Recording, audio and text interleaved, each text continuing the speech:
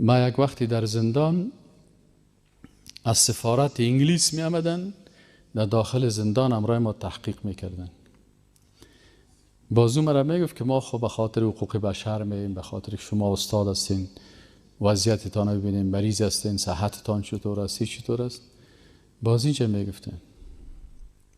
من یک روز برش گفتم ببخشی خودت بسیار مهربانی میکنی، پرسان مرا میکنی، ما هم میخوایم یک وظیفه خود انجام بدم که باز تو از ما خفه نشی، تو هم یک حق سر ما داری. ما چی حق دارم سر تو؟ گفتم حق تو سر ما است که در روز قیامت اگر به طرف دوزخ تو را ببرند باز مرا نگوی که استاد چرا مرا نگفتی که قرآن کلام الله هست، ما او را میخواندم به دوزخ نمیرفتم. قرآن عظیم شان بخوان و به اسلام انشاءالله تعالی اعتراف میکنی.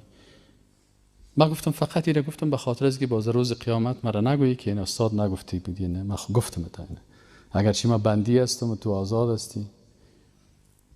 وعده کرد الله اعلم انما علیک البلاغ و علینا الهدى. الله متعال میگه وظیفه تو تبلیغ است، هدایت کار الله است، پس ما و تو باید برای دیگرها پیام اسلام برسانیم به هر کس، به هر کس.